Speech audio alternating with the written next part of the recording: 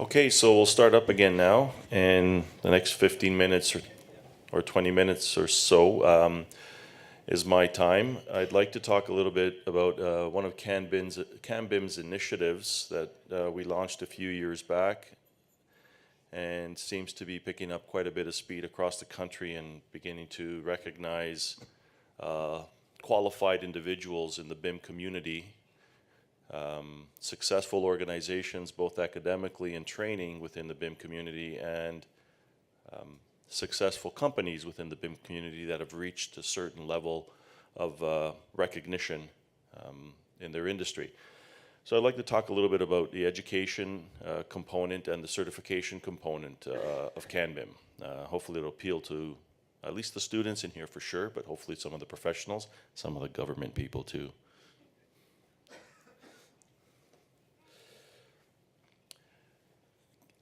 Four years ago, when I became a director of CanBIM, one of the initiatives we set out was to begin to structure a consistent benchmarking of BIM educational components in Canada. We were trying to find what we used to call at the time, and maybe it still a little bit is, a little bit of the wild, wild west. I think a few people said earlier that were presenting. Everybody was sort of doing things, saying they were doing BIM. They weren't really doing BIM. Perhaps they're still not doing BIM. We set out to say, okay, we've got to sort of tie these things together. We've got to begin to look at education, what's being delivered and how, what are the outcomes in education in BIM-related capacities, whether it's architectural, engineering, construction, horizontal construction, vertical construction. And we did that. We started reaching out, we started looking at what was going on internationally. We began to set some of the learning outcomes, and what we've done in the meantime is we've helped develop obviously our own learning outcomes, but also we've assisted educational institutions in setting their courses and their programs up to deliver courses and material and curricula which industry is telling us they need for the students to have. CanBIM is an industry-driven organization.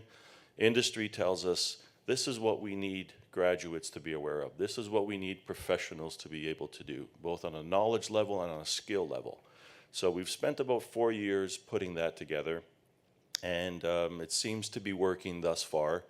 And as an aside, we're also working with Building Smart Canada's Education Committee to do that same thing. We're coming together to work together, our ships sailing in the same direction, so the educational component throughout Canada is consistent. We've got a growing database of BIM-related courses across Canada, so we get emails from people, India, Chile, where else have we got? China, Greece. People asking us, we want to come to Canada, where can we take courses in BIM that are recognized? And we'll ask them, do you want to do online, in class, what part of the country you want to go to, and then we steer them through particular courses or programs.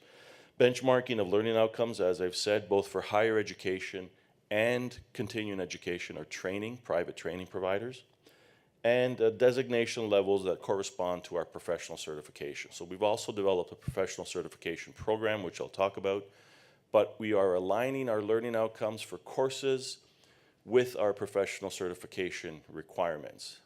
And the intention is that upon finishing your schooling or a course, a continuing education course, you have reached a benchmark that relates to the professional levels that industry is looking for to hire and to enrich their companies and enable their companies to just keep moving ahead with BIM integration.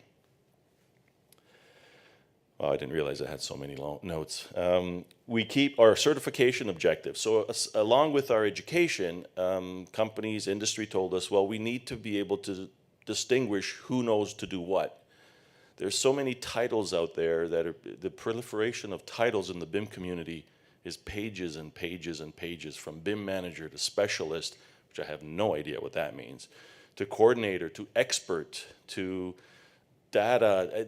The titles are incredible, but the titles are relevant to a firm, to an organization. So the titles, we thought, don't really say much. So we established levels, and the levels recognize certain benchmarks that individuals have met in their professional capacity, not simply their educational capacity. We looked at organizations like the architectural licensing, engineering licensing. There's thousands and thousands of hours put in to get your license when it comes to architectural and engineering capacities. You've got to apply the craft, to understand the craft, to be recognized as a craft maker or a craftsman. We maintain a national database, so all of our certified individuals are maintained on our website. Companies are looking to hire. They can go in, distinguish what they're looking for in terms of competencies, capabilities, and they identify individuals in the levels, and then they poach them from the other companies. Or maybe not. Establish a benchmark for higher education, so we're hoping higher education courses will meet our competency levels for certification.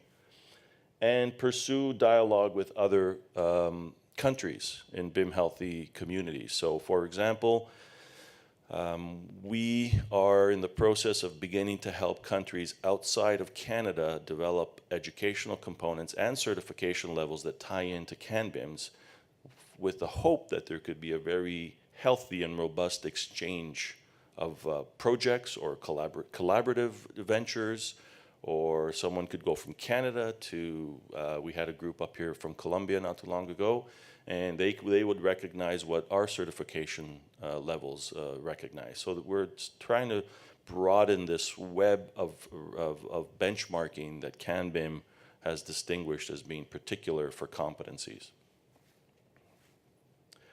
So we've developed 3 different certification levels.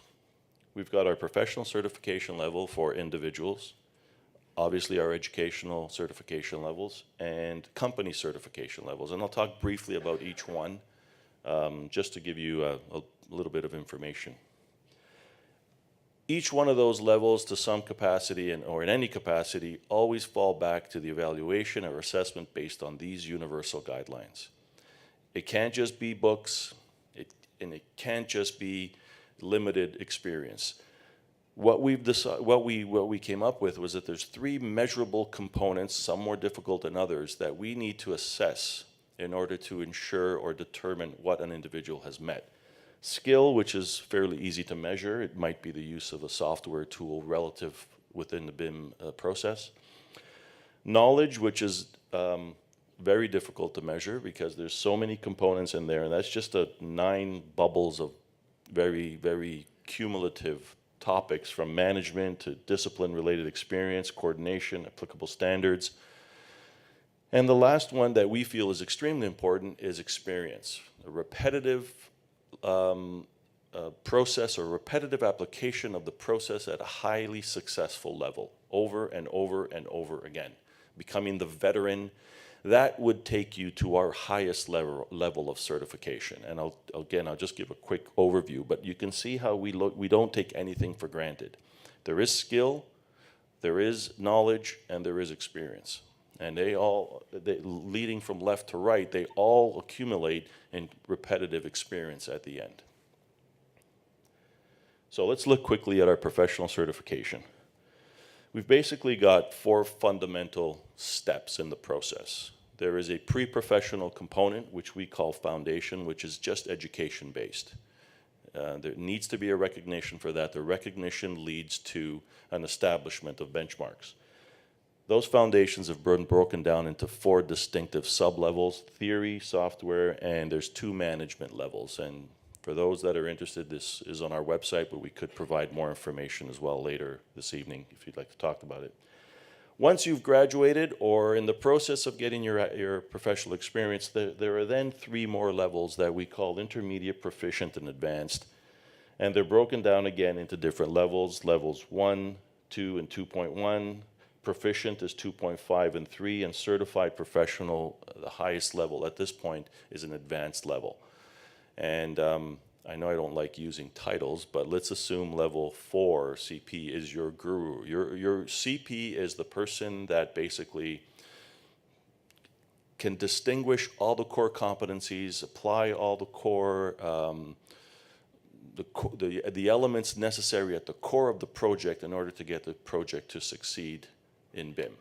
I'm being very tight with my comments because I don't have much time, but he would be somebody who, he or she would be somebody who has perhaps had about at least 3 to 4 repetitive projects at a high, not just an administrative, but an administrative, managerial, and integrative level. For those of you in here who are educators, you're familiar with Bloom's taxonomy. It is the synthesis of everything to be able to come back and assess the process from ground up to determine how you make it more efficient, how you make it implementable or implemented at a much more efficient level.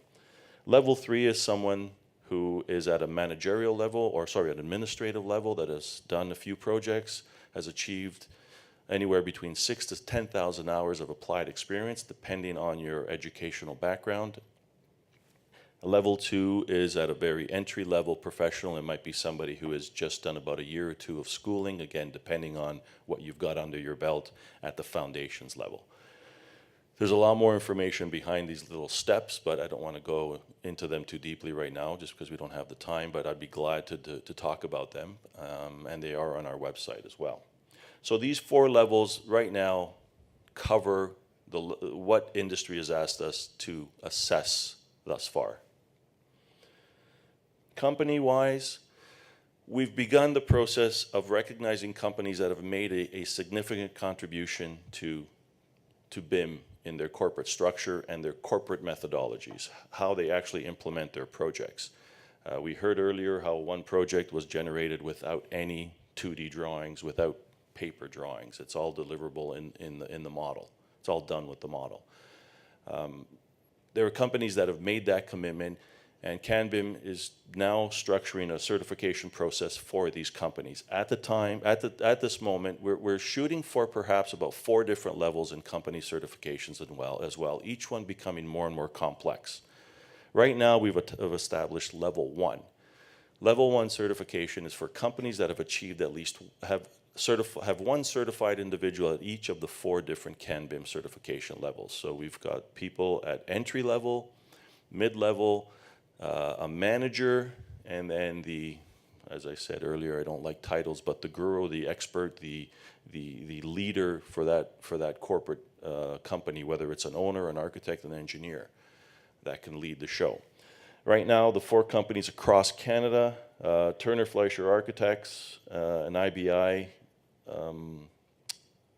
Intuitive, an engineering firm, and Pomerleau out of Quebec as a GC. These are the 4 companies that have thus far reached that threshold of 1 individual at each level. Some of them have more than 1 at each level, but level 1 is you need to have at least 1. Now we're working on level 2, level 3, and level 4. Hopefully that will be forthcoming very soon. Educationally, we certify academic institutions, both for courses and programs, and training programs for AEC training providers as well. In fact, SolidCAD, which I believe is here, where's Shane? We certified them just about a month ago in Toronto. Global Lead Training out of Alberta, out of Calgary and Edmonton. Our private trainers, I should know who the others are, but they're coming up actually. So certified academic courses and programs thus far. Quebec is somewhat leading the charge right now. They've got a very robust BIM educational infrastructure, although there might be another name up here by the time I finish my talk. Review in progress is where I'm teaching, a School of Architectural Studies at George Brown College, Nova Scotia Community College, and again at George Brown, the School of Construction Management, and pending SAIT, Vancouver, Algonquin, and York University. So these are all programs that thus far are members, thus far have developed some sort of a BIM component, and we're assessing them to see where they would fit in our certification process. Professionally, training providers and in-house corporate, there's quite a slew there, as you can see. We certify companies that have their own BIM program. They deliver it to their own personnel, and they assess them in such a way, and we approve it, and we say we set them up at specific levels as well, depending on how deep their curriculum will go to.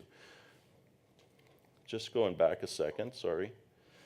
These are our two tiers at the moment. I showed you earlier pre-professional and professional. Tier 1 is the foundations course, which are strictly academic or training courses.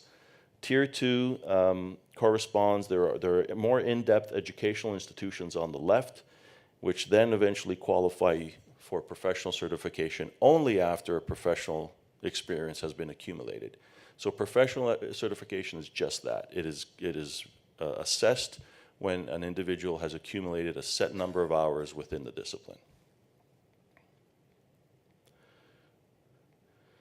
So today, I have the pleasure of saying or making the announcement that Saskatchewan Polytechnic is also receiving a certification for CanBIM Foundations Intermediate Software for two of their courses,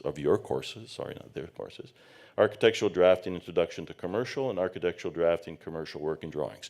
These two courses completed in combination contain enough BIM-specific software use that, based on hours and learning outcomes, qualify for the intermediate software level. So students completing those courses, technically upon completion, you would qualify for intermediate software certification from CanBIM, the pre-professional component. So what we do is we assess the curriculum, and if it meets our requirements, we have little ceremonies like this across the country where we call up Greg Wheeler so that he could pick up his certificate. So how about a round of applause for SaskPoly?